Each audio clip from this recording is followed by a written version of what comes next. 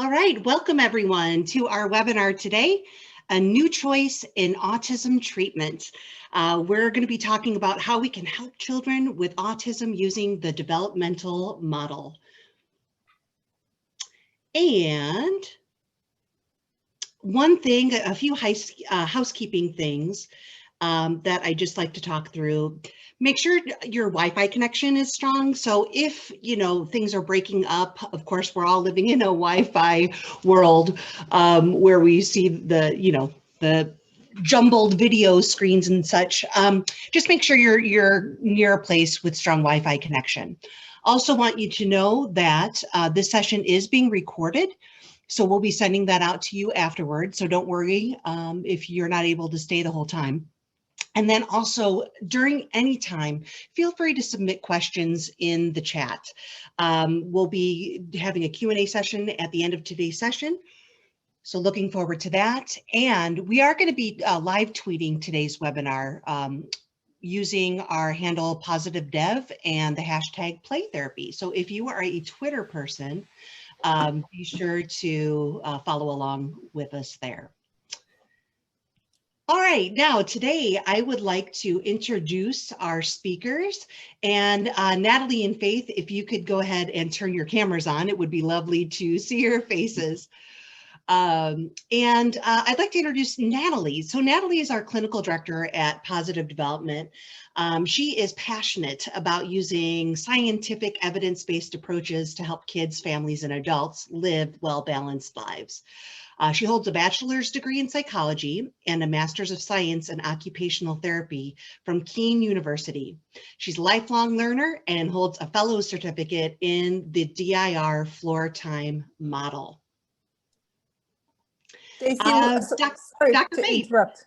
Oops, Stacey, we can't turn our cameras on. Oh, okay. Here, I'll do it for you. Okay, sorry. There we go, I think. All right, so Dr. Faith. So Faith is our lead mental health therapist here in New Jersey, and she is an expert training leader and DIR floor time provider. And among many things, many credentials, she is a licensed creative arts therapist and happened to author a recently published study called An Evaluation of a DIR Creative Arts Therapies Program for Children and Autism. So welcome, Natalie and Faith. Glad to have you here with us today. Thank you. And we invite you to, if you get a chance, connect with them on LinkedIn, because it's always good to connect with people that you meet along the way. So before we get into the meat and potatoes of our session today, we just want to ask you a poll question. So love to get to know you a little bit better. So up on your screen, you will see a couple questions. First one is, what connection do you have to autism?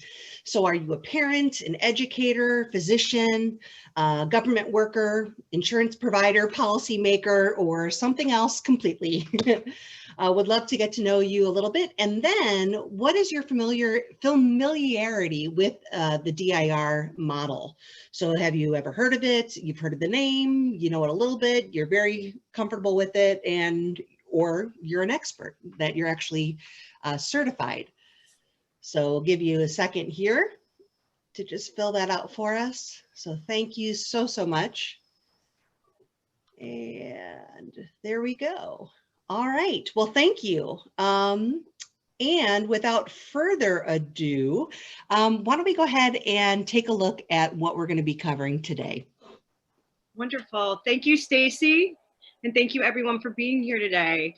So we're super excited to go over some objectives for today. We're hoping to answer some of your questions. So what exactly is DIR? How the DIR model compares to ABA as far as our approach, parent training, intensity, what does that look like? How does it all work? And how are we measuring this? And who can provide these services? And you know what, before we jump over past that, I just want to remind everybody the one big reason that brings us here today is that Medicaid is now covering DIR services in New Jersey. And that's really, kind of the jumping block of what brought us here, because we really want to start to inform everybody and give everybody the information they need to be able to understand what DIR services are. Sorry, go ahead, Faith. No, not at all. Thank you. Where to start? So you're all well aware that the prevalence in the United States for children and diagnoses of autism has remarkably increased. Currently, we're in a diagnosis of 1 in every 54 children under the age of 8 are receiving the diagnosis. So this information is so important, and it's really why what we do matters. We have a problem, and we're really looking for some effective solutions for this problem. The number one reason we need more options is because there's so many different kinds of families, right? I mean, we within our own circles, I'm sure, know a number of different types of families, different origins. Different families come from different cultures, and they have different lifestyles and so many different values, right? But when you have a child who is given a diagnosis of autism, so often what happens is they're just simultaneously handed a prescription for an ABA intervention. And because there are so many different families, a one-size approach may not necessarily be the only option that's out there. When we think about children with autism, Stacey, you can go to the next slide, thanks. We also have heard the saying, when you've met one child with autism, you've met one child with autism. And really that story goes so much deeper than just a saying, but it really represents that there are different types of challenges that different children and families have. Some examples, like within my own clinic, when we have the kids come in, sometimes, I have this little guy called Moving Michael, right? And, this is just a nickname we've given to him, but, he's got a hard time sitting still. And he won't focus or pay attention on anything that's, that's more than a second or two. He just goes from one thing to another and really has a hard time paying attention. And, he'll go and dump a box of toys out, but really won't be able to focus in on one particular toy and get involved. But then I've got another little guy, a detailed David, we call him, and he comes in and he is just over focused on all of the details of every little object. And he knows his alphabet frontwards and backwards, and he can read words. He's 3 years old, and he just, has understood details, but yet he really, when you call his name, he won't even respond to it, or he gets lost in the details of objects and doesn't necessarily understand how they apply to the world around him. And then there's another little girl, I think Faith was telling me about Sensory Susie, right? Well, I often think of the child. You have 2 children, both diagnosed with autism. And as the mom, you go over, the child starts to fuss, the child starts to cry. You go over and you shh to soothe the child. One child, their body starts to relax. That stress state starts to decrease. That same shh for that other child sends them into a fight, flight, or freeze state. So that is really the crux of why you need an individualized program for the child. Because every child with ASD, the symptomology is so drastically different. It presents in different ways that you need to have it tailored, like the DIR intervention. Yeah, and that brings me back to a presentation I just heard Dr. Josh Fader talking to providers, and he stated importantly, imperatively, that providers that are providing full informed consent, they need to learn about all evidence-based options, because it's an ethical imperative to tell families the range of available options. Now more than ever, families really do need more choices. We want to give you the information here today that so that you can leave and understand that there is evidence and availability for not just the most common approach, which is the ABA approach, but also for developmental interventions. So do your families know all the choices that are available to them? Do you understand the evidence enough to provide them with the correct information? So we're looking at two core models here. We're looking at the behavioral approach and the developmental approach. Both these models have commonality. We're both data-driven. We're both evidence-based. We're both looking at, say, motor or cognition, but there are some differences, core differences. When we're looking more in a behavioral lens, we're looking at a external reinforcement system. We're highly structured. Whereas in the developmental lens, we are semi-structured, and we're looking to facilitate intrinsic motivation. The big thing that I always see as the core difference is, as a developmental therapist, I view behavior as communication. And I want to be able to help our families understand what is being communicated in that behavior.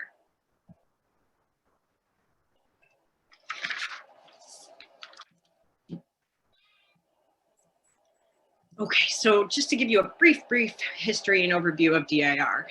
We first see DIR in the literature with Dr. Stanley Greenspan and Dr. Serena Wieder in the late 70s. So you know what, Faith, it's funny, I'm gonna jump in here. And as you mentioned that, it brings me back to the title of this presentation and how some people might think that when we're saying a new choice in autism therapy, that we might be referring to a new option or a new, it's a new intervention. And it's not a new intervention. It's been around since the 70s. And I think that that's really important for families to understand that, you know, it's not a new approach. It's just that the evidence is now catching up.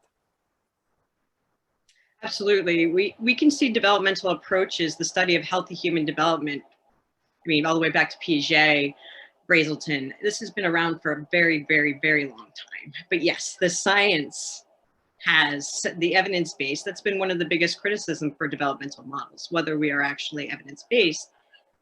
Now we have it. Now it is caught up and we have that. And, you know, I mean, the other piece of this to think about is how much we've learned about human development, right? And as we learn more and more about human development and about the bodies and how the brain develops, this model makes total sense. So we're going to look at the iceberg. I love this iceberg. It's just such an effective way to communicate what we do and all the interventions that are out there. We understand that there's different therapeutic interventions, and we really do believe that it's wrong to prescribe just one approach. I think it's an important thing to think about when we look at when a family's coming to us, they're coming because they're struggling with behaviors. Frequently, you know, a child isn't getting diagnosed with autism if they don't have challenges living their daily life, right? Or fitting into their family's lifestyle or participating in school. So there's most certainly evidence of behavioral challenges. But what's happening is when we have these behavioral challenges, frequently, if not always, there's something developmental that's underneath that behavioral challenge that we're seeing on the surface. You know, we all have used motivators to help our children at some point in time, right? When I was potty training my kids, you know, I gave them an M&M, you know, after they went and used the bathroom, because it was something that was new and they had to develop new habits. And I just was supporting them with some extra motivators, right? But if that motivator stops working, or if it hasn't done what it's needed to do, then we have to look a little bit deeper and start to wonder, you know, is there something else going on? I think, you know, when we think about motivation and, you know, how to help a child achieve something, it's really important to understand that motivation isn't everything. And I use this example of, you know, if you walked in this room right now and said, you know what, I'm going to give you this $100 if you could read this paragraph. I'd say, yeah, absolutely. You know, right, bring me the paragraph. I'm ready to go. And, you know, you put the paragraph down in front of me and, you know, put the $100 right next to it. And I'm already thinking, I can't wait. You know, I'm going shopping and I have plans for that $100. I'm motivated. So then I look down and the paragraph's written in Chinese. And then I look all around. And I'm like, wait, I don't have the skills to do this. And then my husband walks in and he says, come on, do it. You know, it's not my, you're going to get to go shopping with that 100. So now I'm feeling the pressure of other people around me telling me, you know, I need to achieve this. But I don't have the skills, right? I'm just not able to. And what happens is when I'm motivated, but I don't have the skills, then the frustration really starts to show up.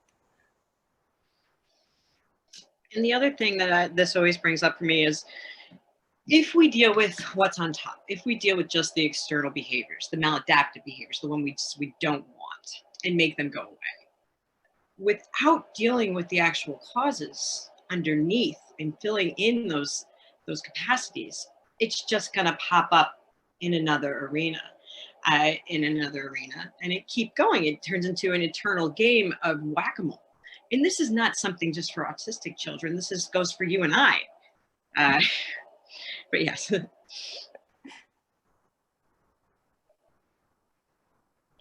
Okay, just to touch on the research, you are going to receive at the end of this webinar a beautiful one-page summary of all the latest and greatest that are out there. So I'm just going to highlight a few. There's been, in the past couple of years, some really exciting stuff coming out, some large-scale randomized control studies, such as Solomon's Play Project, which was the home consultation program. They found that there was actually decreased parent stress, depressive symptoms, and increase in child functional emotional capacities. So it's very exciting. The one that I really want to highlight today is the Sandback study. It's also referred to as Project AIM. Why is this one so important? Meaningful measures. You're going to hear me say meaningful measures throughout this. It was a massive meta-analysis, about 1,600 studies they looked at. And what they found was an effect growth size in social communication for developmental, naturalistic methodologies. And they actually found for behaviorist approaches that there was no increase, if not decrease. So meaningful measures. The way to best understand this is to think of it on a micro level. I have a kiddo. He's been remotely taught through prompting, visual schedules to independently walk home. He has met his objective. He has met his goals. On paper, it's amazing. So he walks the block, goes into the apartment building, presses the elevator button, presses the number 5.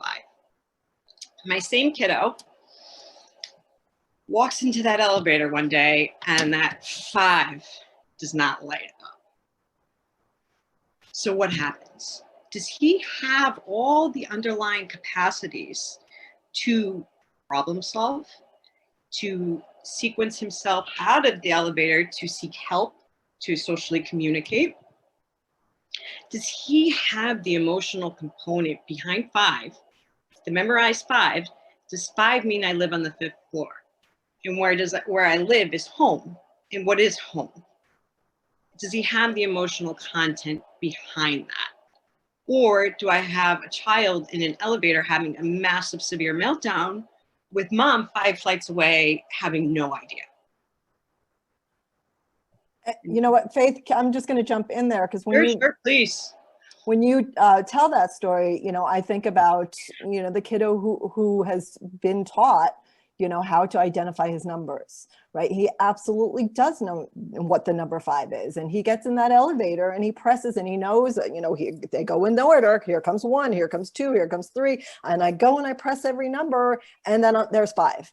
And I know that, you know, when I press that button, something happens. But was he able to make that significance between there's a number which represents the floor that I live on where my home is? Right? It's not just a number, but it represents something.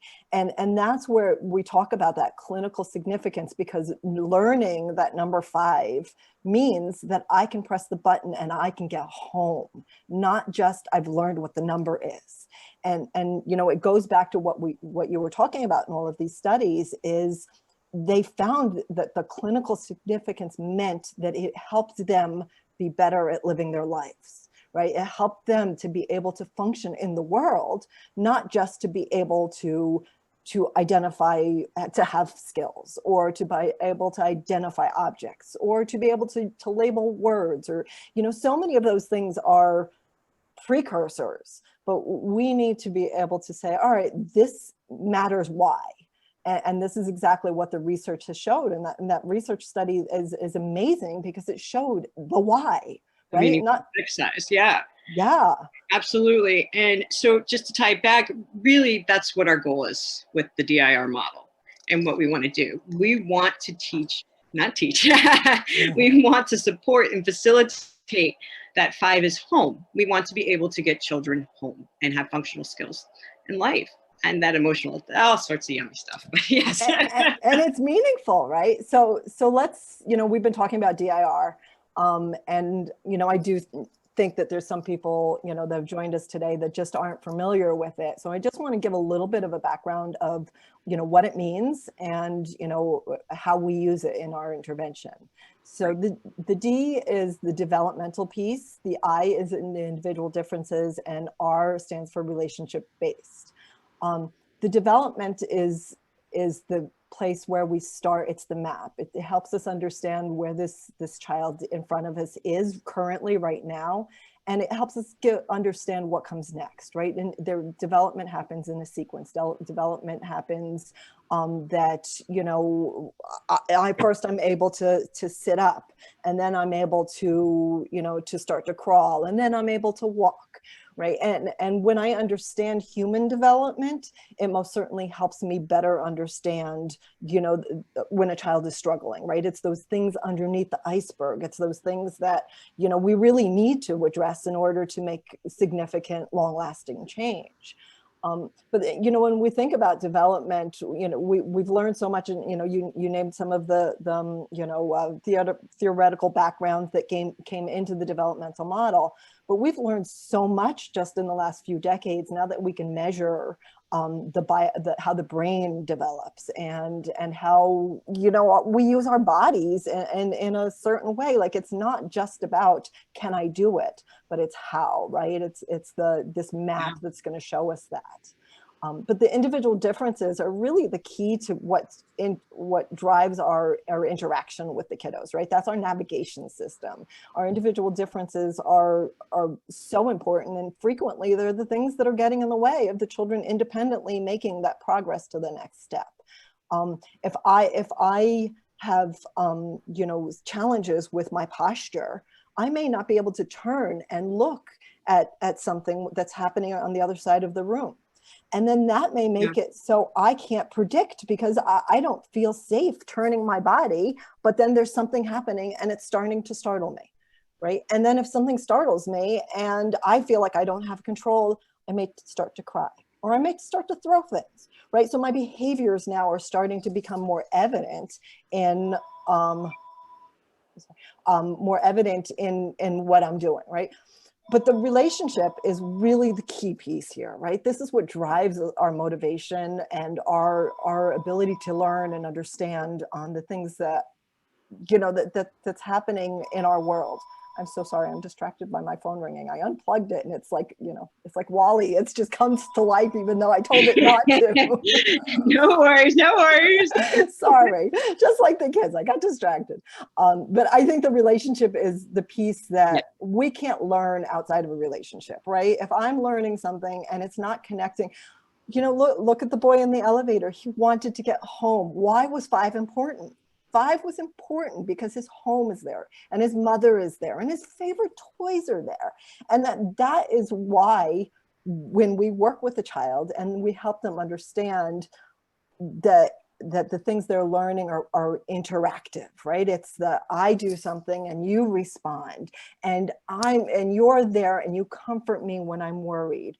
And that's what's going to make me come back to the things that are hard, right? That's going to bring me back to doing stuff that might be a little bit challenging and I might not want to try, but you're going to be there and you're going to support me through it because you're connected to me and you're meaningful and you know, you care about me. And so I keep going, right? And that really is the driver of the DIR model. I think we can, there we go. So we keep saying the D, the D, the D. So what is the D? The D is healthy development. So the developmental ladder starts with our regulation. Regulation is basically our stress state, our ability to be calm, present, attend, be with someone else. And it goes all the way up to 7, which is our multicultural gray area thinking area. So why would we start at level 1? Why is it so important? We all need to have our body in a calm, alert state in order to receive or express information. We all have our own coping strategies that we do. You'll see me fidgeting with my pen throughout the presentation. It helps calm my nerves because this is something different. What happens, Faith, if I'm working with a 5-year-old who's, you know, supposed to be writing their name and they're feeling dysregulated, but it's really important. Everybody else is writing their name and this is the task that we all need to work on. But what happens when he's dysregulated? Well, if I'm in a state of a higher alert stress state, if I'm dysregulated, I begin to not take in that information. So I may not even know that you want me to write my name in that moment. But here, it's, you know, you need to do this. This is what everybody's doing, and I'm handing you a pencil. Is that helping you? No, you're annoying me. No, no, it's quite. You begin to see frustration increase. And it starts to send our central nervous system even farther into a state that is not productive for any of us.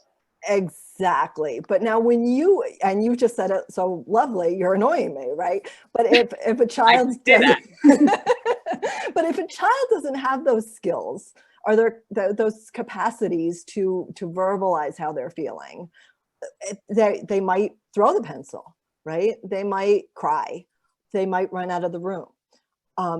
It's going to look like they're defiant, but we really do, using the developmental model, we're going to go back to saying, well, this child is dysregulated, right? This child is feeling so uncomfortable with the challenges of the activity and so overwhelmed by the environment that they need something from us, right? So, and this is, you know, this regulation piece is really, it should be called co-regulation because it's not something they can do on their own, right? And this is where we give them the gift of, you know what, I'm calm right now, you're not, but you know what, I'm going to take a deep breath.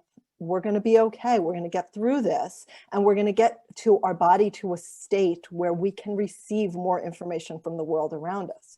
So even though the same child totally can write their name, right? They've done it before, but once that stress state comes in place, then they automatically can't do that, right? But then if we're talking about, you know, the child in the elevator, right? And then at the level 5, right, he knows how to press the buttons, right? And he knows that maybe this elevator button represents something now, right? That we've gotten to this level where he says, okay, 5 represents my home. That's a different experience. Absolutely. And so take the child in the example, throwing you back in the elevator. Does he have the capacity to self-regulate? Okay, this is stress. Something's different, something's wrong, something's new. Do I have that capacity? Keep going up the ladder. Can I actually have a two-way purposeful engagement with an other to say, this is broken, I need to get home, where are the stairs? Or even the problem-solving steps, to sequence that shared social problem-solving to get to a human and say, help, and then to hold the ideas, the symbolic ideas. It builds upon the next, each developmental ladder. And if there's a hole, if there's a missing gap, then it crumbles. So really what we're talking about is being calm eventually leads to executive function skills, right? Absolutely. And science has taught that for all individuals, that's how we function. So we can't separate it out. And it's really kind of exciting the way that, you know, it all flows and, you know, we've seen it, right? We've seen it in our practice that, yeah, you know, once we've gotten, you know, these holes filled in, they're able to move to the next levels. So let's talk a little bit about, how we measure these levels. Okay. So once again, meaningful measures. What we do with positive development is pretty amazing. Where our goal is to not have an isolated skill. We don't want islands of skill. We want that entire iceberg filled out so that we're not popping up. Or if we do pop up a little, you have the foundation to support it. So we're doing a look at assessments of the whole child, the whole picture. We're doing a traditional global, the violence, so we have an idea of ADLs, expressive, receptive, community living skills, up to a functional emotional assessment, their developmental capacities, a sensory profile, a more traditional autism symptomology specific scale using the CARS, and then the social responsive scale. So if we can look at motivation, but also the patterns of repetitive tone and so forth. What's unique and what I really want to highlight with the meaningful measures is that we utilize parent-based measures. We want to know that our intervention is supporting the family. So we provide a parent stress index to see where they are and how this is changing throughout treatment. Same thing with it, we utilize the Piccolo. This is specifically looking at the interactions so that we can coach mom or dad or caregiver to do these interactions on their own throughout their day so we can empower them. And you know what, and I think just to bring this all together is to remember that all of these pieces are helping us understand the whole child, right? It's not just one piece, but it's really, we're looking at this whole child, and this child doesn't function by themselves. They function as part of a family, right? A family unit, so that not only do we measure that, but our intervention addresses that, right? We find out from this, what is it like? What's the experience like for the family, and what's important to them? And ultimately, we don't, I think it's really important to, think about, we don't just think about changing the child, right? This child is struggling, and then we're helping address what they're struggling with. So these measures are going to help us identify what they're struggling with. They're going to help us identify what's difficult for the family and what the family is struggling with. And then a program is developed that encompasses all of that. And then we continue to measure the progress. But again, it's not isolated skills. It's, what does it feel like for this family after 6 months of therapy, right? Yeah. And is the family able to participate in the things that are important to them later? Right. So one more thing that I wanted to know is that we do, once the child, if there are discipline specific needs, as far as OT speech, we also offer those assessments. Yep. So we're gonna break off and watch this video clip. It's just a wonderful clip that talks about the experience of a family who went through a DIR program. This is a study that was done at New York University in 2013. So that circles back to that this isn't a new approach. And what they did find in this study was that there was changes in the brain, right? The brain developed in a different way. And Faith, I think at the end of the video clip, you can talk a little bit more to that. Yeah, absolutely. Yeah. So, and we're only going to show a small part of this clip. But I think one of the gifts that we're going to send afterwards is, and anybody could YouTube it as well to find the rest of it. I think it's 11 minutes long, but it's well worth watching. So go ahead, Stacy, if you want to cue it up for us. A lot of fun together. Lots of positive changes. He's basically gone from a kid where he's basically wanting to be alone, and of late, opening up and letting us come in to play with him. I have an idea. Me too. Let's play a game. Okay. Yeah. And it's wonderful to hear him say, "I got an idea." It just brings everything I'm choked up. Yeah. These are the kinds of things that we mean, the possibility of bringing the child into our social world so that the child becomes an active social agent, not a child who responds because we've conditioned him or trained him to respond, but a child who interacts because he wants to, because it's fun. And it's through that process that he will learn meaningful language, that he will learn social skills, that he will develop empathy for others because he will understand things like facial expressions, gestures, and so on. High five. Good job. So this is pretty amazing. We're cutting off right at the component where that's a neuroscientist in the picture. They did pre and post brain scans of these kiddos. And what they found is the amygdala, our like fear and anxiety center that originally was lit up continuously in the original scans, was half as bright afterward. So this is incredibly exciting because it's basically we're rewiring brains, and this is the theories all the way back that is now has scientific evidence behind it. Super exciting stuff.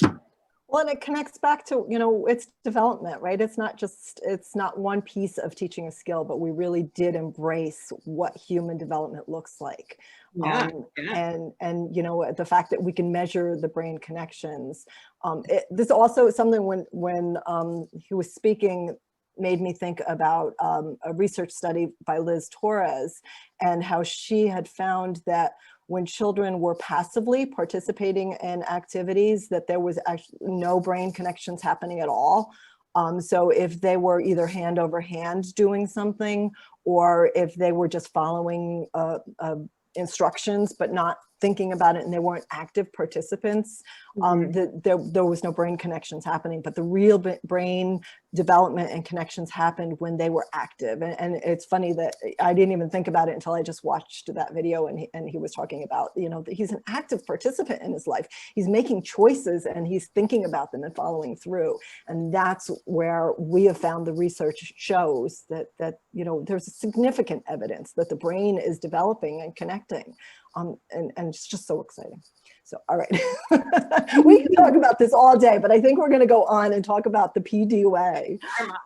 So the positive development has developed, really thought deeply about, you know, how can we create an approach that meets the needs of not only the children, but, you know, the parents, you know, the family, and you'll see in this picture here, the family's in the center, right? So the family's coming to us, and we talked about this before. By the time families going to get help, they're really struggling, right? They're feeling disconnected, and they're feeling that there's a problem so big that's overwhelming them, that they're going out and they're saying, you know, somebody help us.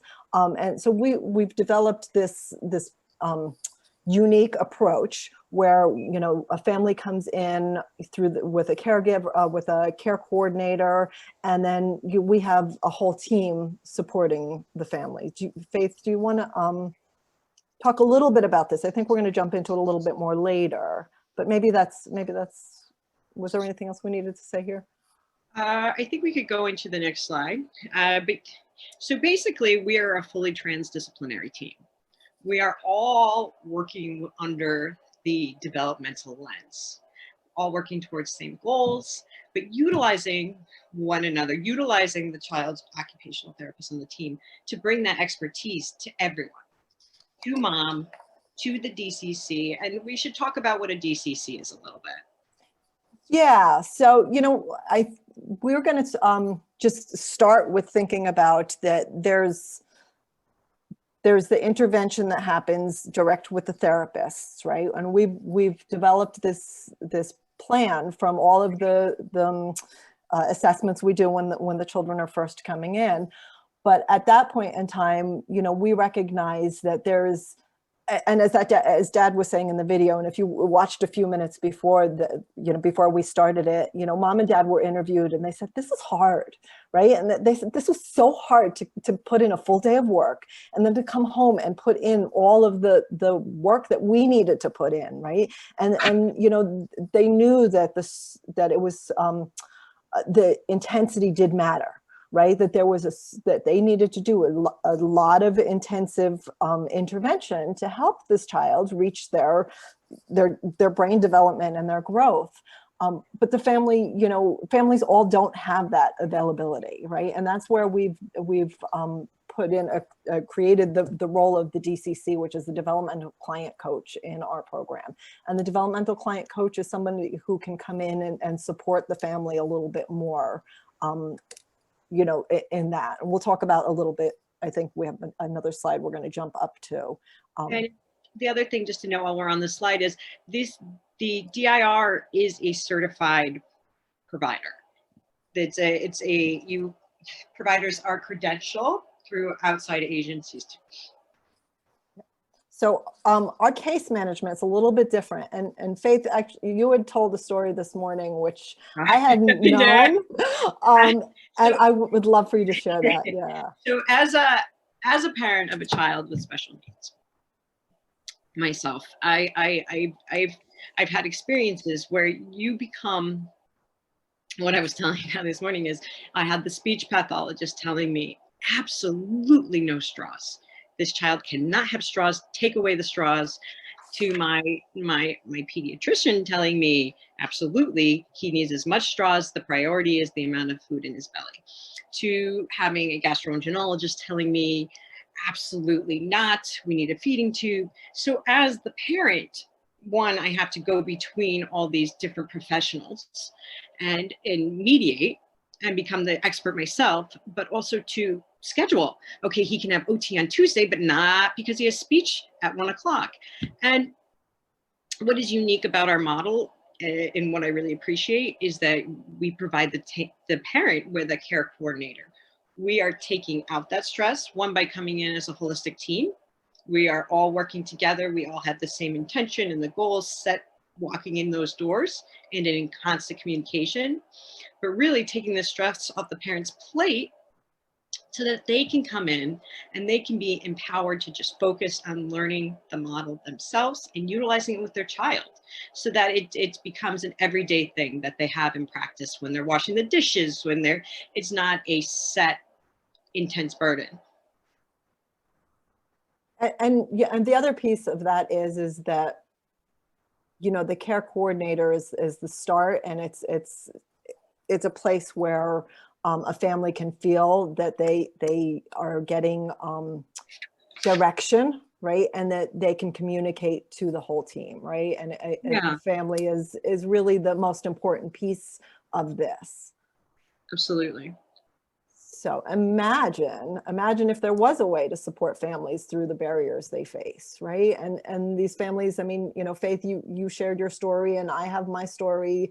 It's stressful. It's so hard to be this parent managing everything, right? And then when we've gone to the school, and the school gives us one approach, there's things that are really important for a child to be successful in school, right? The child needs to be able to sit still, right? But then I go to the pediatrician, and the pediatrician tells me that, he needs to be able to, get all this movement in because he's not moving enough, right? And now I'm confused because this school wants me to have him sitting still, and the pediatrician is saying I need to get him moving more.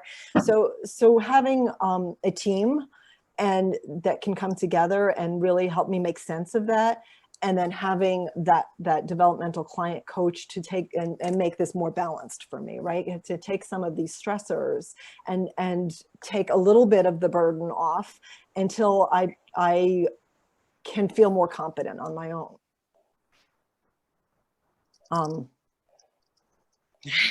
So DIR can be done all the time everywhere. I DIR my own husband.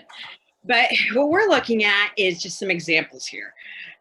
You can provide it in the home, in the clinic, virtually, even in the school systems. But with PD, we're really looking at what does the family need? What is the priority here and what's going to support them the best? And then we'll tailor it to that.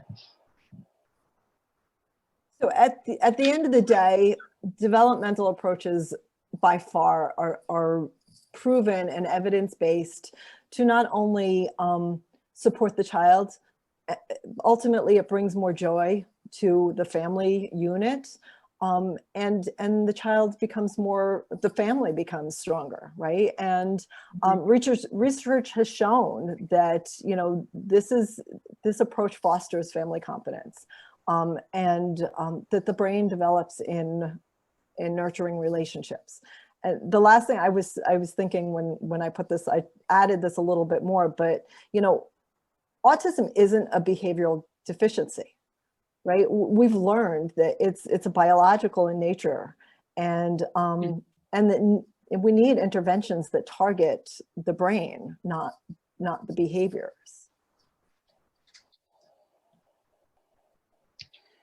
So just to circle back and put it in perspective, we can't underestimate the amount of stress that our families, stress and trauma of what they have gone through in this past year.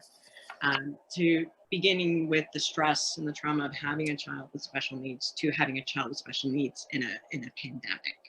And really what our family needs is the ability to take back some of that control and give them the skill sets to be empowered again. And our goal is to help do that. We want families to become the experts, right?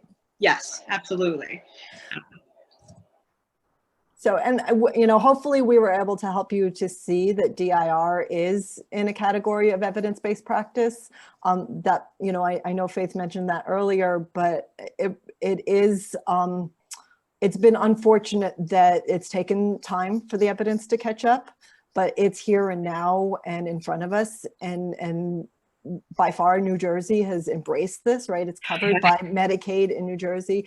And, you know, this is, as clinicians who've been practicing in the field, I think Faith and I both understand maybe more than other people might know, but it's been limited in its availability, right? So my ability to provide DIR services has really been, you know, to the community that has, you know, can either pay for private therapies, or, you know, that really, I mean, it wasn't even covered by insurance before. So up until recently, there was a limited amount of families that had access to this. And you know, I'll tell you, there was a certain amount of guilt, because as a family myself, you know, I knew that this was something that changed our lives, right? My own child, who is now 28, he just turned 28 yesterday.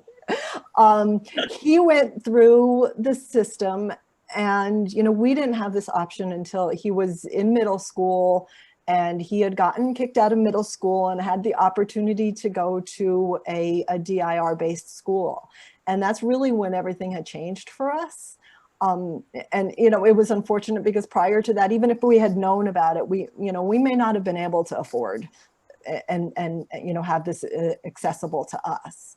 But we did get the gift of DIR, and it really did change our lives. And now I think that as society is changing and you know, we're recognizing that families do need options, this option is available. And for any child who has a diagnosis with autism and is receiving Medicaid, is able to receive the DIR developmental model from a qualified practitioner. There's a certification process that anybody who is going to be registered with the state of New Jersey goes through. And you know, it's opened the doors, and New Jersey is opened the first door. And now the private insurance companies are listening, right? And the private insurance companies are interested, and because ultimately it saves money, and it saves, you know, empowers the families. It takes burden off of the schools. It takes burden off of, you know, our other systems. I mean, in the long run, when our children are young and their needs aren't met, then they, you know, they become older and with bigger challenges, right? So by far, when children are really young, this is the time that we can make the biggest difference. But we want to thank New Jersey, because they really have, given this gift to families. Is there anything else? I guess, I would think the call to action. I think the call to action would be for anybody here who's listening, and who feels, that they have a better understanding to, really reach out and share this information with, if you're a physician, share it with your families. If you're a case manager in school, share it with your families. Let people know that it's available, and it's a wonderful, it's the best option. It really, ABA is important for solving problems, but developmental, everybody needs support with development. I mean, sometimes I need support with my own development. Absolutely, we all need it.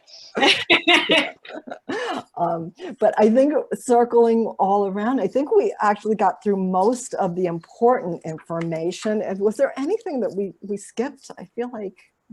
No, I think you guys did a great job. I know for me, I have learned a lot in listening to you. In fact, it's just so enjoyable to listen to you guys go back and forth. And yeah, I thought it was wonderful. What we'd like to do now, actually, and the reason I popped here on screen, is do some Q&A. And we want to give you a second just to, drop your questions, any questions that you have in the Q&A portion of your little module thing here on Zoom, and we'll get to those. But before we do, I'm just going to kill some time to give you a moment. I just want to let you know a little bit about positive development. We are in New Jersey, here in Morris County. We actually are in California and Florida as well. And as we grow with insurance companies, and we're working with other states to bring our services there as well. So we are supported by a national network of providers, and we're really, really, really grateful to be able to provide this service. Would also love to invite you to connect with us on social media. So we have been live tweeting today on Twitter. Obviously, that's where you tweet. But we are on Facebook and Instagram and LinkedIn. So be sure to connect with us there. And so we've alluded to this too. We're going to send out a lot of great stuff afterwards. We're going to send out the deck. We're going to send out the recording. We're also going to send you the research summary paper. So that'll be coming your way.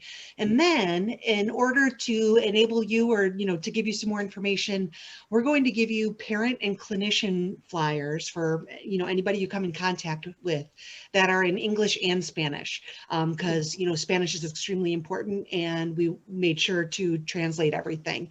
And then we'll invite you to subscribe too, because we're going to, continue to hold webinars. There's a lot more coming. There are a lot more updates coming. So be sure to stay connected. All right. So here we go. So get your questions in. Let me start with the first one here. You ready?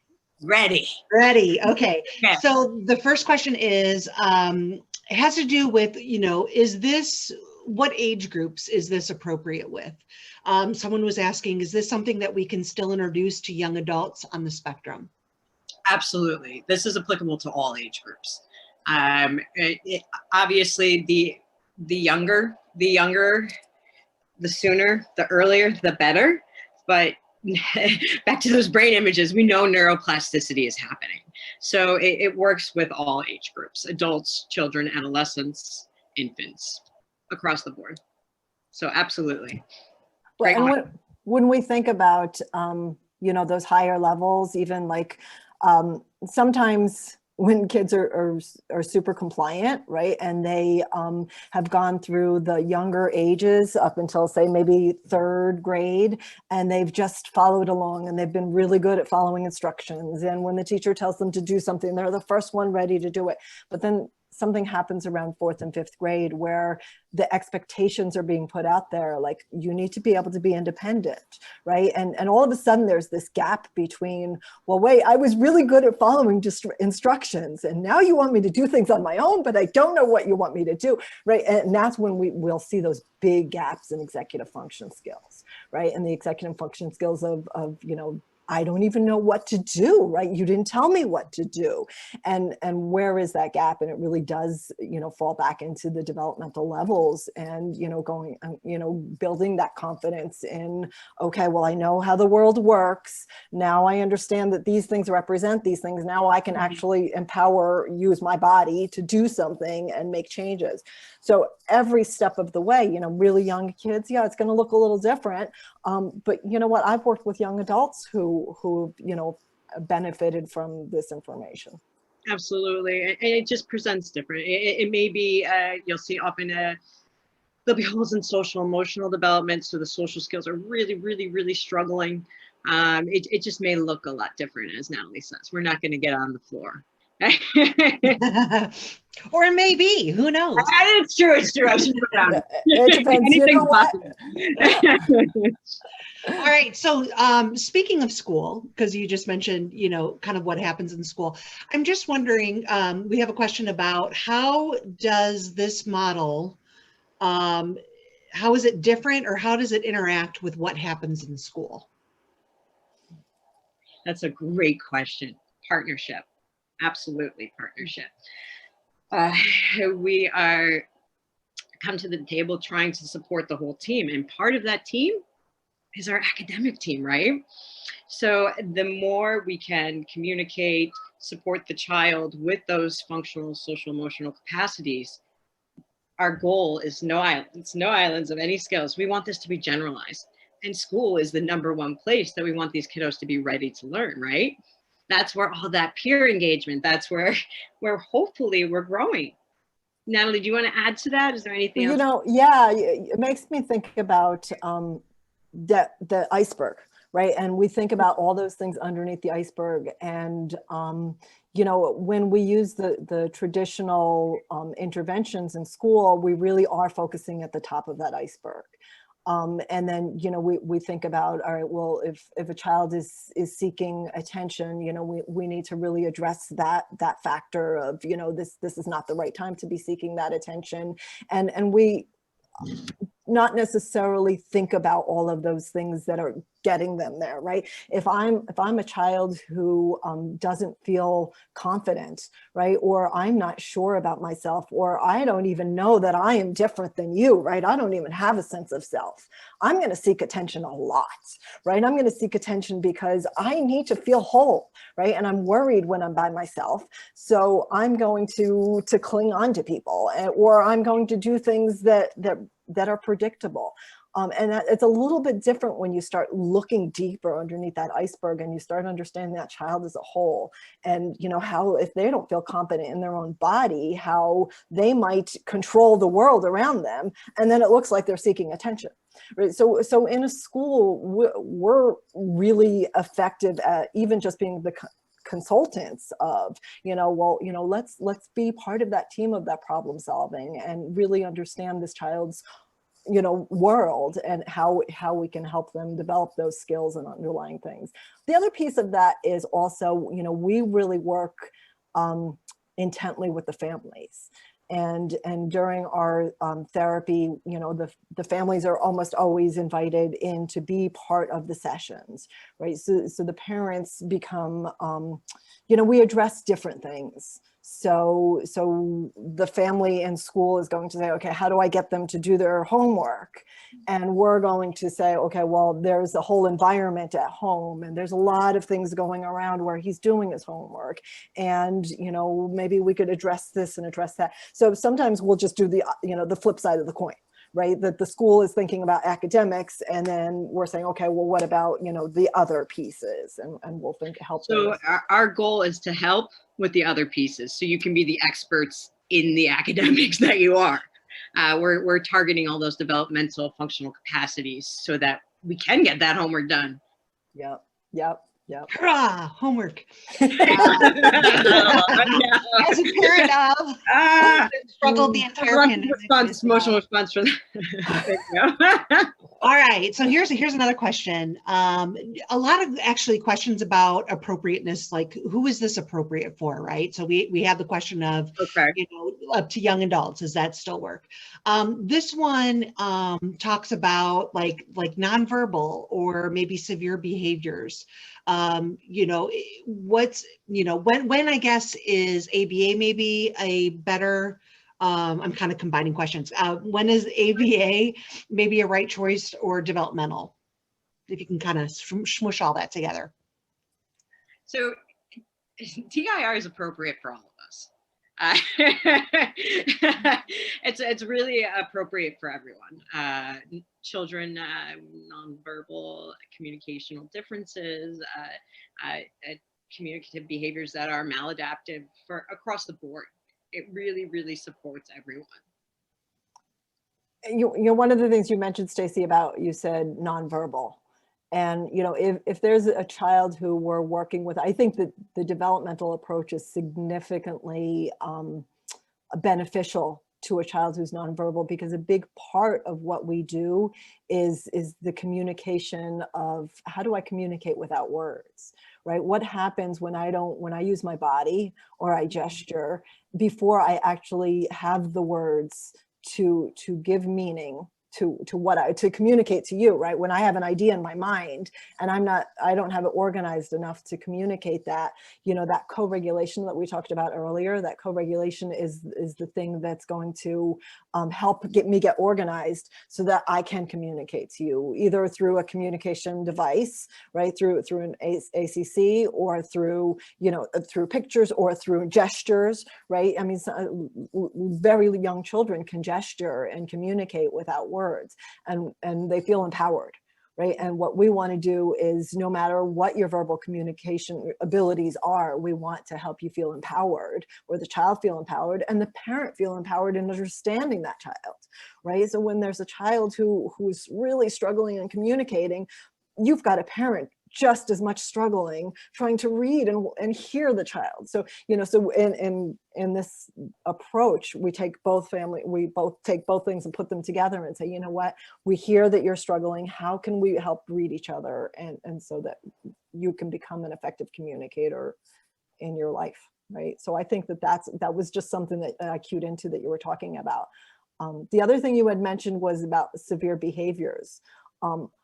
I go back to my example about the frustration. You know, I think severe behaviors, I mean, look, all severe behaviors are coming from somewhere, right? We're not just like waking up one day and having meltdowns, right? There's behaviors that are coming from a frustration, right? From a lack of ability to do the things the expectations that are put in front of me, right? And we're going to help fill those gaps.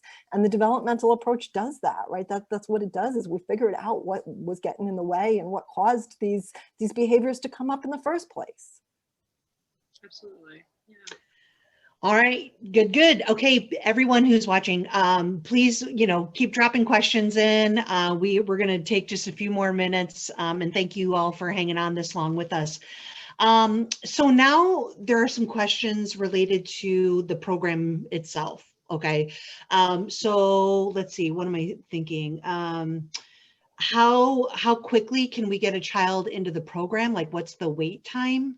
And I'm going to combo this with burden on the family. So, you know, in terms of time in the program, how long does that usually take? So how long to get in and how long does it last? So individualized, completely individualized due to the family's complexities and needs for how long they'll be in treatment with us. The intensity, so really the intensity decreases because the parents are empowered themselves to learn how to do this natural interaction all day long. So that they won't need our support anymore. They will maybe come back for a tune-up or extra questions as a child hits higher levels and needs more support, but really they're going to be empowered to go on. And they can start the process right away. Natalie, do you want to talk about the administrative type stuff? Yeah, I mean, you know, at this point, we've got, you know, a pretty strong system in place. And, you know, from the initial reaching out, you know, when a family's feeling that they need the support, then, you know, it starts with a phone call, right? And the care coordinator is going to pick up the call, and they're going to hear the family story, right? Because every family has a story, and they're going to, you know, really try to get an understanding of what that family's needs are, and then they'll connect them within, you know, 24 hours. You know, you're going to get a response back. You're going to get connected to somebody who's going to start helping you move forward on the process, right? So it really does start with understanding the needs, right? And some families, you know, they might need something different, and at that point, you know, we're going to recognize that we'll, you know, we refer out. But if we, you know, in any way we have a team that will say, okay, you know, does the child need speech? Does the child need, you know, more, does the parent need more support? And, you know, can we get a developmental client coach into the family's home? You know, what is it that the needs are? And I think that, you know, thinking about the intake process and all that we talked about today, it's important to recognize that, you know, our team, we have experience with this, right? You know, I have gone through the system, and Faith has, you know, young children and, you know, she's helping work through it now, right? So school, I'm done with school, but she's just getting started. Hold on. But our experience really does make it, you know, it was funny because Faith and I were talking this morning about how we're sensitive to families' needs, right? And maybe more sensitive than somebody who hasn't gone through it. And I'm very careful about, like, I don't give homework usually, sorry. I'm like, you know what? I'm like, if you're ready for it and you're asking for it, I'm going to listen to what the family's needs are. But when it comes to the intake process, we really do have to hear what the family needs and go from there. You know, a couple other questions that we've gotten relate to insurance. So I'm going to throw this out there and see if you can answer these. So, you know, kind of the idea of private versus Medicaid, or people, you know, even without insurance, I guess, people are wondering about the cost, and, you know, with or without insurance, and does it cover for young adults over 21, if you happen to know that? I think anybody, you know, right now we are in the process of getting covered by commercial insurance. So, you know, we believe that's happening, that's down the pike. And we're going to start fielding phone calls and arranging that, you know, so when it happens, if a family is, you know, coming to us with commercial insurance, with private insurance, that, you know, we can get them set up. But that being said, you know, I mean, look, I was a parent, and my child needed therapy that wasn't covered by insurance. And you know what, we did what we had to at that time. And, you know, we'll work with the families to you know, to help them, you know, get the services that they need, or, you know, at least we'll do the best that we can, right? And that is part of what the care coordinator will do. Absolutely. They'll help support the family to work with their insurers, as well as it's a bit, the family does have Medicaid, it is covered. Okay, great. And I guess let's end on this one. Just like, how can I practically like get a referral to you? How does that work, and how long does it take to get back to me? So go. I would say going to the Positive Development website is probably the best. You know, there's a contact information page there, and you fill out your information. Somebody within 24 hours will get back to you. You know, and we're scheduling moving forward. We have all of our therapists in place, and, you know, we're ready to support the families. You can call as well. Call us directly. Right. There's the phone numbers on the website too, right? Awesome sauce. Awesome. All right. Well, I think we'll leave it there for everyone joining today. Again, thank you so much. Means a lot to us that you're here.